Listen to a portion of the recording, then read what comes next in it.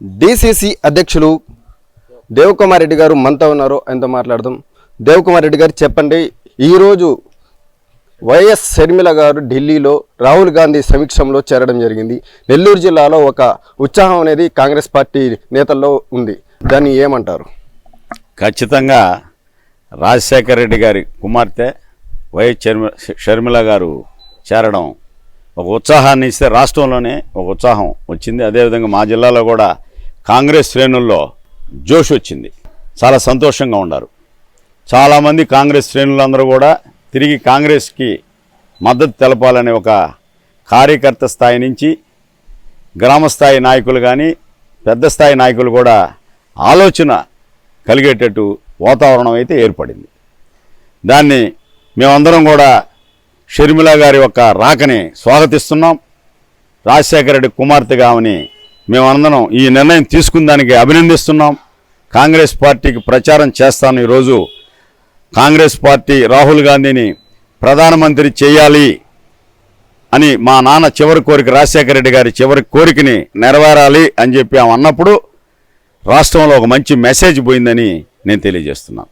షర్మిల గారు కాంగ్రెస్లో చేరారు. వాళ్ళ భర్త బ్రదర్ అనిల్ గారు టీడీపీ వాళ్ళతో చర్చలు జరిపినట్టు ఒక ప్రచారం అయితే జరుగుతుంది. దాని మీద మీరేమంటారు?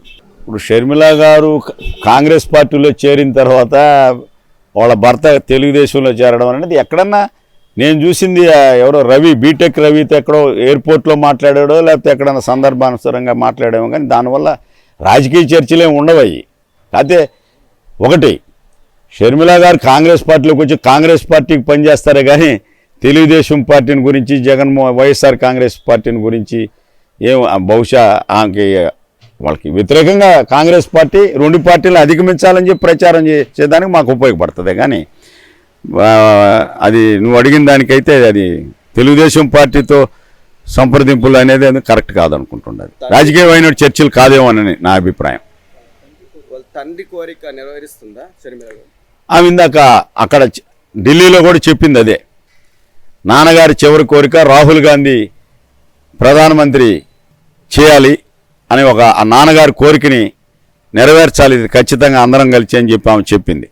ఉదయం ఢిల్లీలో మల్లికార్జున్ ఖార్గే, రాహుల్ గాంధీ, అక్కడ ఏఐసిసి నాయకులు, రాష్ట్ర నాయకులు అందరూ సమక్షంలో ఆ మాట చెప్పడం జరిగింది. అదేవిధంగా టీడీపీ వైసీపీలో టికెట్ రాని వాళ్ళు కాంగ్రెస్లో చేరే అవకాశాలు ఉన్నాయా? మీరేమైనా మాట్లాడుతున్నారు? కొంతమంది చాలామంది నాయకులు ఫోన్లు చేసి పోటీ చేయాలనుకున్న వాళ్ళు చాలామంది ఫోన్లు చేస్తున్నారు నాకు కూడా.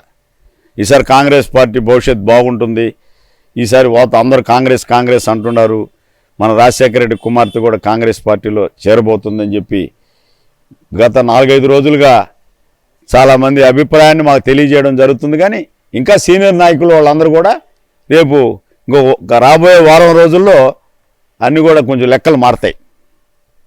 వచ్చే 2024 ఎలక్షన్లో ఎలాంటి ఎజెండా తీసుకుని ప్రజల్లోకి వెళ్ళబోతున్నారు?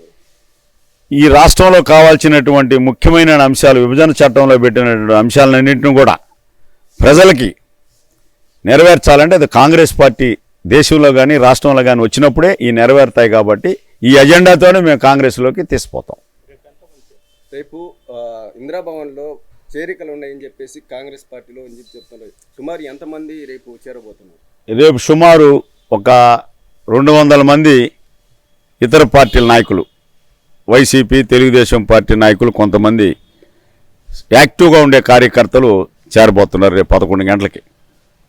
వైసీపీలో కొంతమంది ఎమ్మెల్యేలు అసంతృప్తిగా ఉన్నారు, వాళ్ళంతా కాంగ్రెస్ గూటికి చేరే అవకాశాలు ఉన్నాయా?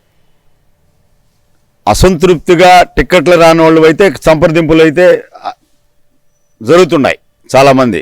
అది ఒక ఫిగర్ అయితే ఇంకా కన్క్లూజన్ రాలేదు, టైం ఉంది కాబట్టి. ఈక్వేషన్స్, రాజకీయ పోకళ్ళు ఇప్పుడు ఉండేటువంటి పరిస్థితుల్లో వాళ్ళు తప్పకుండా మా రాష్ట్ర నాయకత్వం దీనికి ఒక టీం నేసింది. కాంగ్రెస్ పార్టీ ఎడల అభిమానంగా ఉండి దూరంగా ఉండే వాళ్ళందరినీ కూడా ఆహ్వానించమంది. ఆ ప్రయత్నాలు అయితే రాష్ట్ర స్థాయిలో జరుగుతున్నాయి. సక్సెస్ఫుల్గా కూడా చాలామంది చేరతారని నేను నమ్ముతున్నాను. మీరు ఎక్కడి నుంచి పోటీ చేయబోతున్నారు? అధిష్టానం ఎక్కడి నుంచి పోటీ చేయమంటే చేయాలి. అది నా ఇష్టం కాదు కదా. Congress party last time MP పోటీ చేయమని చేశాను. గతంలో ఎమ్మెల్యే అభ్యర్థులుగా చేయమన్నప్పుడు చేశాను. ఈరోజు పార్టీ ఎక్కడ నిర్ణయిస్తే అక్కడ పోటీ చేయాల్సిన అవసరం ఎవరికైనా, ఎవరి మీద అయినా బాధ్యత ఉంది. అలాగే నాకు కూడా ఉంటుంది. షర్మిల గారు కాంగ్రెస్లో చేరటం వల్ల వైసీపీకి నష్టమా, టీడీపీకి నష్టమా? ఇద్దరికి నష్టమే. ఇద్దరికి నష్టం. ఎలా? ఎందువల్లంటే గతంలో విభజన చట్టంలో పెట్టిన ముందు 5 సంవత్సరాలు తెలుగుదేశం పార్టీని నమ్మి మోసపోయారు రాష్ట్ర ప్రజలు. అదేవిధంగా ఒక ఛాన్స్ అని చెప్పి జగన్మోహన్ రెడ్డికి ఒక ఛాన్స్ ఇచ్చారు. ఆయన విభజన చట్టంలో కనీసం ఒకటి కూడా, కనీసం పోలవరం కూడా పూర్తి స్థాయిలో సాధించలేకపోయారు. అట్టే ప్రత్యేక హోదా ఎంపీలు నాకు ఇవ్వండి నేను సాధిస్తానన్నాడు, దాన్ని సాధించలేకపోయాడు. వీటినన్నింటినీ వీళ్ళిద్దరూ ఒక 5 సంవత్సరాలు తెలుగుదేశానికి, 5 సంవత్సరాలు వైఎస్సీపీకి అధికారం ఇస్తే నెరవేర్చలేకపోయారు. కాబట్టి ఖచ్చితంగా కాంగ్రెస్ పార్టీకి పెద్ద ప్లస్ పాయింట్ అది. చివరిగా తల్లి కాంగ్రెస్, పిల్ల కాంగ్రెస్ ఒకటి అవబోతాయి. తల్లి కాంగ్రెస్లోకి ఎన్ని పిల్ల కాంగ్రెస్లు వచ్చినా చేర్చుకునేదానికి సిద్ధంగా ఉన్నాం. ఇప్పుడు వైఎస్ షర్మిల గారు వస్తారని మీరు అనుకున్నారా? చెప్పండి. కాంగ్రెస్ పార్టీ తల్లి లాంటి పార్టీ, అందరికి ప్లాట్ఫామ్ ఇచ్చింది, అందరికి భవిష్యత్తు ఇచ్చింది. అందరికీ ఈ రాష్ట్ర మాజీ ముఖ్యమంత్రి చంద్రబాబు నాయుడికి ప్లాట్ఫామ్ ఇచ్చింది, రాజకీయ భిక్ష పెట్టింది కాంగ్రెస్ పార్టీ. జగన్మోహన్ రెడ్డికి ఎంపీ పదవి ఇచ్చి, రాజశేఖర రెడ్డి వాళ్ళ నాన్నకి ముఖ్యమంత్రి పదవి ఇచ్చింది కాంగ్రెస్ పార్టీ. ఇంకా ఈ ప్రతిపక్ష పార్టీ, అధికార పక్షాలలో ఉండేటువంటి వాళ్ళందరూ కూడా కాంగ్రెస్ పార్టీ ప్లాట్ఫామ్ వాడుకునే వాళ్ళే తప్ప కాంగ్రెస్ పార్టీ ఎవరికి ద్రోహం చేయలేదు. ఖచ్చితంగా తిరిగి వచ్చిన వాళ్ళు కాంగ్రెస్ని వచ్చి అభిమానం ఇచ్చి కాంగ్రెస్కి అండగా నిలబడతానంటే అందరూ స్వాగతించేదానికి రాష్ట్ర నాయకత్వం, దేశ నాయకత్వం సిద్ధంగా ఉంది. రాహుల్ గాంధీని ప్రధానమంత్రిగా చేయటమే షర్మిల లక్ష్యమా? కాంగ్రెస్ పార్టీ అధికారంలోకి వస్తే రాహుల్ గాంధీ ప్రధాని చేస్తాడని మా నాన్న చెప్పాడని ఆమె నోటితోనే ఆమె చెప్పింది. అది అధికారంలోకి రావాలంటే కష్టపడి పనిచేయాలా, రాష్ట్రంలో, దేశంలో ఇక్కడ ఎంపీ సీట్లు రావాలా, దేశంలో ఎంపీ సీట్లు రావాలా.